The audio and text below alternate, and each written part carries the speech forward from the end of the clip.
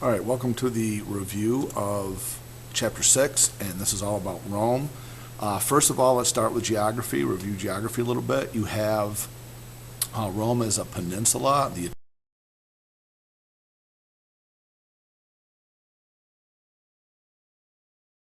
Italian peninsula.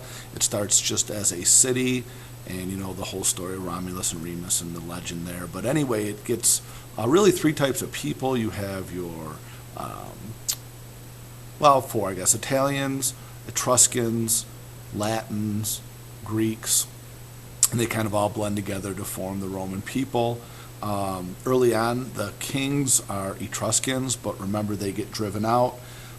It is made up of a peninsula. It's in the Mediterranean Sea. That's important for you to know. They also have low hills, not really rocky mountains like the Greeks, so much better soil, more fertile and easier to grow crops. And the mountains that they did have, those Alps that we drew, remember they were in northern Italy, so they were more of a protection from their enemies than they really were a hindrance for trade. And why weren't they a hindrance for trade and culture diffusion? Remember, it's also a peninsula. You look at the picture there. So they built this huge navy. They were right on the coast, and they were able to sail to all these different places and trade with them. Their government, after they replaced the monarchy, remember they had a republic, very crucial word to remember, key word to remember, republic, the people thing. And the people chose leaders, chose rulers to make the laws. And remember, you have two groups of people. You have the patricians and the plebeians, P and P. The patricians were the rich, rich, and the plebeians or plebeians, everybody else.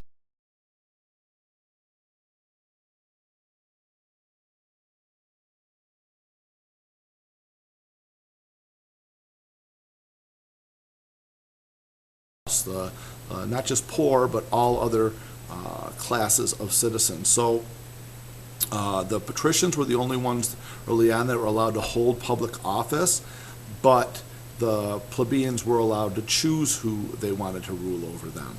Remember, it's broken up into different branches. You have the Senate, which makes the laws, the consuls, the two consuls, which were the executives. They kind of enforced the laws and led the military. They could veto laws. And you have judges who kind of interpret the laws, and when someone gets charged with a crime or there's some sort of a civil suit, the judges act in that manner. You also have that special group, the tribunes, that it was their job to protect the rights of the plebeians. Women in Rome were treated a lot better than in other civilizations and other cultures. Remember, in Athens, they weren't even really supposed to speak or anything like that in public. Women could hold jobs, they could own businesses, they were important to Roman education. Girls went to school just like boys in Rome. The religion, remember, they were polytheistic, they had all those different gods, paganistic, if you will, Jupiter and Mercury and such. A lot of their influence came from the Greeks, a lot of their religious influence and their architectural influence. Remember the Latin language, roads, they spread out, they built roads everywhere. Moving on, wars of conquest. So we're going to go from a republic to more of an empire. And this starts with the Punic Wars. And there's the series of 3 Punic Wars, and Rome's main enemy was Carthage. And they defeated Carthage in these 3 wars. There was a guy, Hannibal, in the Second Punic War, who marched all over Italy, took elephants over the mountains there, the Alps and such, and wreaked havoc there, but was unable to actually defeat Rome. And then in the Third Punic War, you actually have them just destroying Carthage altogether and taking over all of their empire. And now they have a huge empire to govern all in that Mediterranean region. You get Julius Caesar, who comes along, and remember, Rome is now divided up into many provinces, and he's a leader of a province. He's a famous general. You have all this imperialism going on with all these generals are conquering places for Rome. They set up that latifundia, which is the lands that they grew their crops on, and they had these huge, giant plantation estates. If you think of last year when you learned about the plantations with the slaves, that was the latifundia. Remember, Julius Caesar, famous for his reforms that he puts into place. He gives land to the poor. He gives work programs so the poor have jobs. But the people feel, well, at least the Senate feels like he's getting too much power, so they assassinate him. Don't forget about the Julian calendar, too. They assassinate him. Eventually, there's a civil war. His grandnephew, or his adopted son, Octavian, takes over. He takes the title of Augustus. He becomes emperor. Pax Romana comes after that. That's an important word, Pax Romana. Bread and circuses.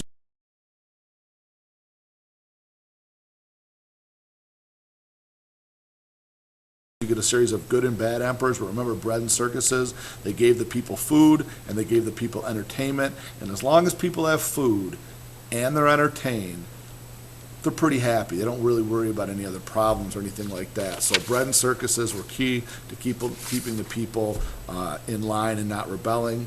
What are some of the Roman achievements? Well, you have that whole blending Greco-Roman culture that's very Hellenistic. You'll hear that a lot, Greco-Roman. They're artists, they're poets, they're writers. Remember, Virgil wrote the Aeneid. Big on rhetoric and talking and speaking and debating. They also are architecture, the domes, remember, and the arches and mosaics, famous mosaics, the type of artwork that they did where they had little pieces of glass or jewels or whatever, and they put them together to make images and pictures. The aqueducts that brought the water. I almost forgot about talking about Mount Vesuvius and Pompeii. Mount Vesuvius is a volcano in 79 AD. It erupts and covers everything. It's this huge explosion, and then archaeologists went back later on, and there were still people just their ashes were frozen and caught, and all the things were covered in this ash or whatever.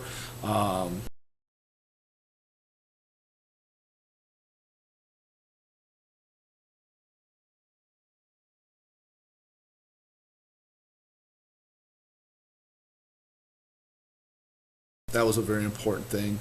Remember, the biggest thing, though, that you got to remember from Rome, if you remember one thing, like I told you, is laws, laws, laws, laws. Remember the 12 tables were written, the written law code of Rome. You have judges. You have innocent until proven guilty. You have separation of powers. You have a trial by jury. You have all those still that we have today. So Roman laws also divided into two parts, Roman laws. You have the civil law, which is divorce law, and I'm going to sue you, and that kind of civil law stuff.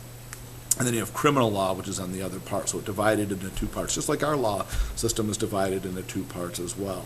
All right, moving on, we have Christianity in the next section.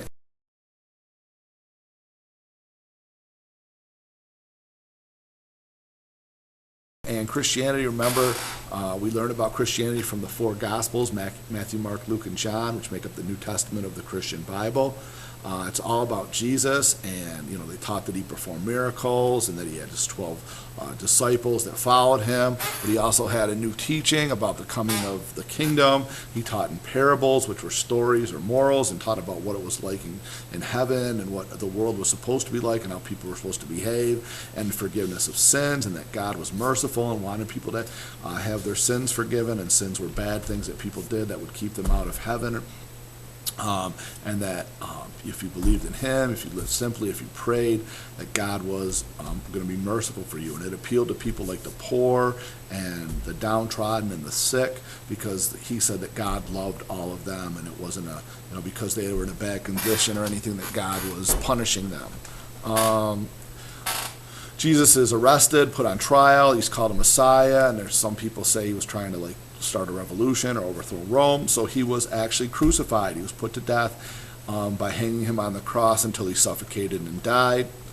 The Gospels say that on the third day he rose from the dead and lived again and walked among the disciples and preached to them and told them they needed to be apostles for his new church, and that they would all one day be resurrected like him, and that he had defeated death and his death had defeated sin.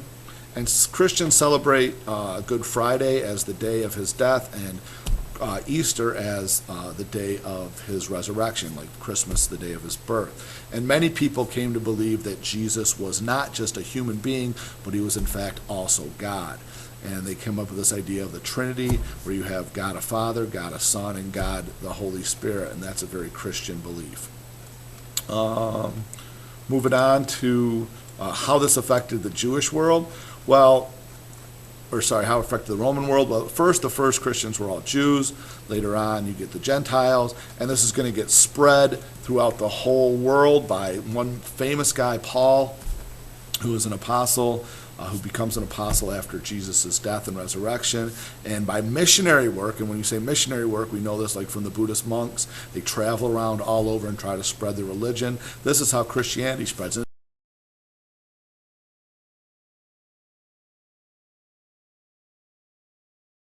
It spreads very rapidly because remember that system of roads that went all throughout the whole empire. That's how Christianity spread. So you got Paul there. Later on, you're going to see how Christians get persecuted for their beliefs. People like Nero. And it's going to make Christianity early on kind of unattractive to people. But later on, they're going to see how these people were brave and stood up for their belief, and maybe there was something to all of it. We're going to move through history real quick here to get to Constantine. And remember, Constantine ruled over the eastern part of the empire. He built the Byzantine. He changed the Byzantium to Constantinople. And he actually would one day become a Christian. And so he issued the Edict of Milan, and that's the key word there, Edict of Milan, or key phrase. And that was where it said you couldn't persecute someone for believing in Christianity anymore. He built tons of churches. His mother was a Christian. He made Sunday a holy day. He had the council, I believe he was the Council of Nicaea, where they brought the Bible together and said there's one official Bible now, one canon. Eventually, he does get baptized as a Christian. Later on, you get the Emperor Theodosius, who declares all other religions to be not the true religion, but that Christianity was the true religion. Christianity also takes a bunch of pagan traditions, holidays, festivals, and things like that, and Christianizes them. And so it says, we're going to take these things that you did, worshiping the sun or worshiping this or that, and Apollo, and we're going to make it into a Christian religion. So you're going to be worshiping Jesus and doing that. Not going to get too much more into it. That's probably even more than I needed to for review. I'm going to finish up on the fall of Rome and look at some of the causes, like why Rome fell. Again, you have 4 to 5 major factors. Number one, political. The emperors start getting just in power because they have the best army, or they could pay off or bribe people. And you have this tremendous series of emperors over and over again being assassinated. Most emperors didn't die of natural causes. Most emperors died of being assassinated. So there's too much military interference. There's too much turmoil and overturn in emperors. There's no political cohesion. People didn't even care about the Rome anymore. And they divided up the empire. Remember, Diocletian divided it, and Constantine moved the capital to the east and built a new capital there.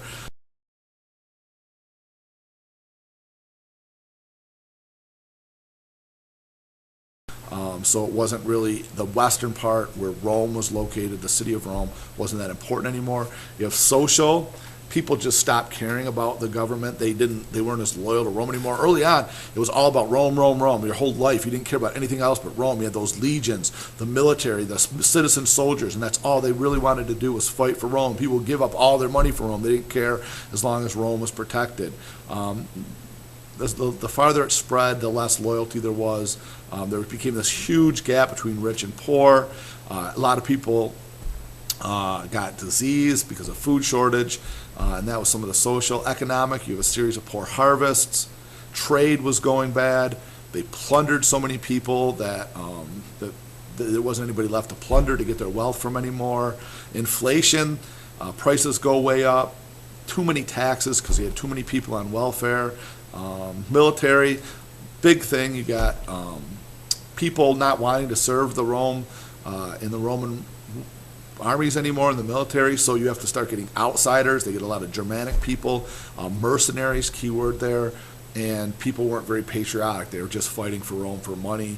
And if you're not really patriotic, if you don't really care, defend your country, you're not going to fight as hard or as well. And finally, those are all the long-term contributing factors, but the final factor was the invasion of all those different barbarians, like the Huns and the Goths and the Visigoths and the Vandals and the Saxons and the Jutes, all those different groups coming in, mostly from the east, and taking out the western part of the empire. Remember, Rome didn't completely fall because the Eastern Empire lasted for another 1,000 years. They lasted into the 1500s.